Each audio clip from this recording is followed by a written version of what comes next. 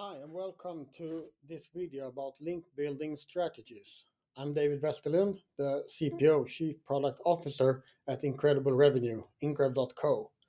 Today I'm going to talk about some link building strategies. I'm going to show you a couple of different strategies and just talk about kind of how they work and if you're going to do them, when you're going to do them, and how you're going to do them. So, looking at link building strategies, first of all, it's a gray hat thing.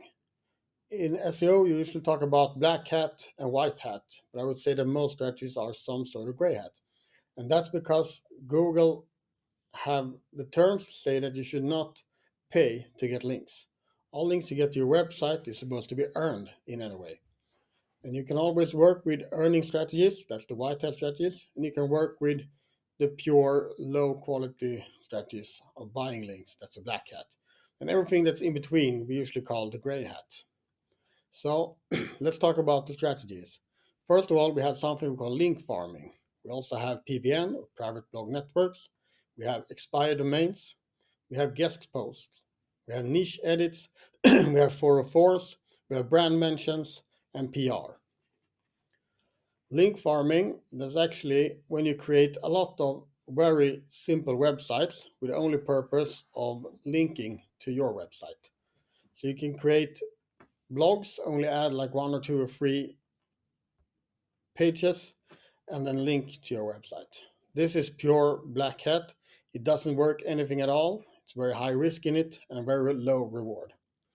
If you go up a bit, I'm also going to show you later about the investments and potential rewards and the risks with each strategy. But let's talk about PBN, so private blog networks. When you create a blog or a website and write some content on it and you acquire some links to it and then link to your website, that's called a private blog or private blog network. A network is when you build a lot of these. And this actually works a little bit in some low competition areas. Private blog networks can give you linked use to your rank, but sooner or later Google will probably find out about this network and de-index it. And then you lose a lot of your rankings and a lot of your investments. As IncRev, we don't work with link farming or private blog networks at all. We think that's too much of a risk, too much of a black hat, and usually doesn't work in the long term. But there are possibilities that you could do it. And there's a lot of people doing it, and with some success and also a lot of risk. Expired domain, that means that when someone creates a real website and that they forget to renew their domain, the domain expires. Then you can buy this domain, or snap it as it's called, and recreate the website and recreate the link structure or the internal link structure and then link to your website. This is pretty common, and in Sweden, for example, when every day there are around 800 SE domains, .se domains that expire, and the good ones, the top 10%, are getting snapped in like 100 of a second from the expiration date. So if you want to snap a domain and you bid on it like 100 of a second after it expires, then usually you're too slow. So it's a huge market of snapping expired domains and recreating the websites, recreating the link structure, and put links on them to your website or to your client's website. This works pretty well, actually. The problem is there's a huge investment. I mean, you have to recreate the whole website just to acquire one link. And Google just launched an updated expired domain abuse policy saying that this is something you should not do to manipulate search rankings. So it's expensive and nothing we recommend at all. If we move over to the more gray-white niches, we have something we call guest posts. And guest posts, that just means that you contact the website and ask if you can write a guest post in their blog. And for that, you want a link to your website. This is pretty effective. It works pretty well. The biggest problem here is that you usually get to write guest posts on websites that accept everybody. And the more they accept guest posts, the less the value of the link. So if you do guest posts, you want to publish on the places where people say, yeah, we actually don't do this. We don't accept guest posts. And then you say, yeah, but I would really like to publish because of this and this and that, and it's really unique and really need to publish me.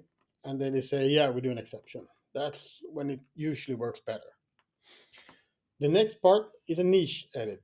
A niche edit is when you contact a website, probably in your niche. So if you're like a finance platform or an investment platform, you contact stock blogs or economy websites, and you ask if you can add a link in one of their existing pages, sub pages, or blog posts. So it's a page that already have traffic, already have search rankings, and you might add a couple of sentences and also a link to your website. Usually quite a lot of work, but it could definitely work to give you link power. If you go even more white hat, you have the 404s. And that's when you search for websites and pages that have links to someone, like references on their stock blog, for example, like a page where they write about how to calculate the price of a stock. And then they have a reference for someone who has a calculation sheet for it. And this link is a 404. That means that it's a dead link. The page they link to doesn't work anymore.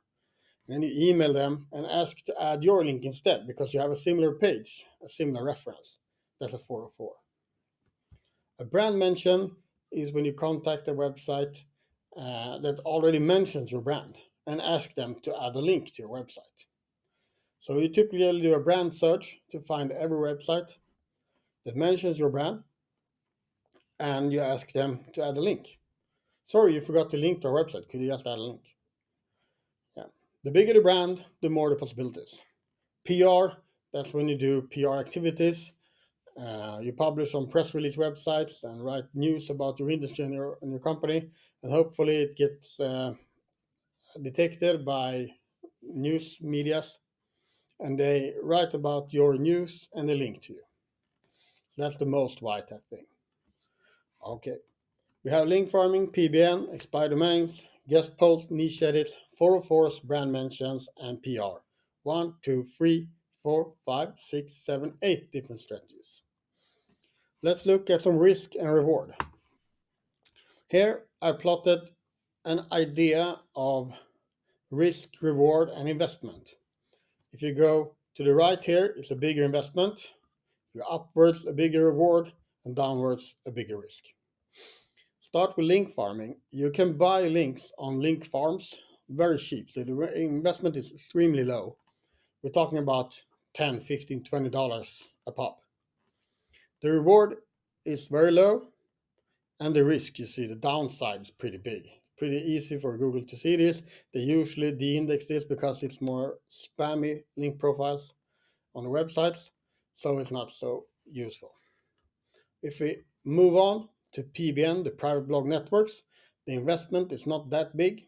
If you don't build it yourself, you're buying from someone's private blog network, you're paying maybe like $100 or $200. The reward can be good if you don't have that much competition. The downside is also pretty good. A lot of these networks are exposed by Google and they are de-indexed, so you can lose the link power from them. So you invest and you rank and you rank and you rank and you rank, and then Google exposes this, de-index it, and you drop. So you lose your investment and the reward. So pretty big risk. Expired domains is actually not that big of a risk. It's a bigger risk now when Google updated their expired domains abuse policy. The problem with expired domains is there's a huge investment. I mean, you buy a domain, you create a website, you recreate the link structure on a website, so you use all the incoming links, you make sure that you get traffic to create a real website, and then you link from it to your website, usually from the home page to get maximum link power. So the reward can be pretty big, the risk is also pretty big on the downside, and the investment is pretty big. This is the black hat area, at least in my opinion, black hat area. The gray hat things, we have the guest posts, the niche edits, and the 404. All of these are super common ways of acquiring links. So that's why they are in the gray hat zone. It's just a matter of opinion if it's like okay to do or not. Like asking for doing a guest post it should be okay. The problem is that you're probably paying someone to do it, and you're not acquiring links naturally. Your guest writing for them. The guest posts are pretty cheap, depending on what website you're publishing on, what niche and what geography. The prices range from like $100 up to maybe $500, uh, ballpark numbers. The reward can be pretty big, and the risk is there, but it's not that big. The problem here is, as I said before, the website that accepts everybody to write for them is the website with the least value. If there are 1,000 incoming links and 30,000 outgoing links on their guest post, it's probably useless. But if there are 1,000 incoming links and they never accept guest posts, but they do an exception for you, and they have like 50 outgoing domains on their guest post on their blog list, probably it gives you a good link power if it's relevant to your niche. The niche edits, a bigger investment. It's both in terms of money for buying the niche edit, but also in the work to find them. Because you need to find websites in your niche that ranks on existing keywords, they get traffic, and you need to ask them to add a link to your website. And you have to have a good reason for it. You need to have something that adds value to that page and to those readers for them to link to you. But if you do it, you get probably pretty good link power, pretty high reward when you succeed, but it's a pretty big investment, both in time and in money. The risk, though, is pretty low because if you really add value to the website and to the readers, then you deserve a link. So it works pretty well. The 404s. Remember, if a website is writing about something and linking to another website as a reference, but that reference doesn't exist anymore, the website is down or the page is down, so it's calling a 404, a dead link. Here, the reward is pretty good when you get these. The investment is also pretty high. The risk is extremely low because you're actually helping the website owner. Instead of referencing a dead link, they reference to a fresh link with the same sort of content that adds value to the readers. The problem here is the space with 404s is probably and usually pretty low. I mean, if you look in Sweden and you're doing this in the finance niche, for example, and you search for all finance related websites with good traffic and try to find 404s, probably you won't find more on like 5 or 10 or 20 potential 404s that you could ask to link to your website. So it's a pretty big job, and usually not everybody accepts and adds this link in the 404. Maybe they do like 1 out of 10 or something, for example. If you find 20 possibilities, then you only can get 2 links from that. So it's a high reward and good links, pretty high investment, pretty low chance of getting links because you don't have that many possibilities. Maybe in US, in some niches, you can find hundreds of 404s to prospect and contact. Well, then it's a whole other ballgame. But in most smaller countries, smaller niches, there aren't that many 404s to get. So a good strategy, but it's usually not enough to get the links you need to rank in top. You need to add other areas as well. Maybe some niche edits, a few good guest posts, and also some more white hat things. Here we come to the last two, the brand mention links and the digital PR. Brand mentions is, depending on how big your brand is a big or a small investment. If you have 20,000 brand mentions in the world, of course you have a huge space of websites to contact and ask for a link since they mention your brand. If you're a smaller brand, maybe you have 50 mentions. Then you have a very small space to contact. And everybody won't link. Some of them have a policy that they don't link out at all. Some only link out with no follow. But some might link. And it also depends on how you contact them. If you tell them like, hi, I would like you to link to my website, then they might just say, why? We already mentioned you guys. But if you contact them and say, hi, I really like this article. I'm a reader of your website all the time. This is an interesting company you're mentioning, but I can't go to the website. You missed the link. Then there's a bigger chance that they actually add it because they think it's a user who asks for a link. And they're like, yeah, we're helping the users to add this link. So all these links, if they're good websites, they mention you, have a high reward, If you have a lot of brand mentions, it's a big investment to contact all of them, but you also have a big potential. But if you're a smaller brand, you don't have that many mentions, you usually don't get as many links. The last part, the last process that's considered the most white hat thing to do is digital PR. That's when you write press releases, you create real news or like um, industry. You do this service and asking a lot of experts and creating data and launching statistics. You press release a lot, and hopefully the website will, other websites will read this, pick it up, publish it, and link to you as a reference. The problem with digital PR is it's always a big investment because you need to create real news. If you only do like top 5 things to think about when you take a loan, like the everyday blog post, no one will pick it up. But if you do real industry surveys, create real data, real news, then website might pick it up. So usually pretty big investment. The reward can be high, the reward can be low, depending on the outcome. And you never know that before. You can never guarantee a successful PR. The interesting thing here as well is in bigger markets like US and UK market, there are loads of websites that can pick up your news and publish it. So you have a big space of potential links to get in the process. In smaller markets, Sweden, for example, Norway, Finland, there's a smaller amount of websites that actually pick up press releases.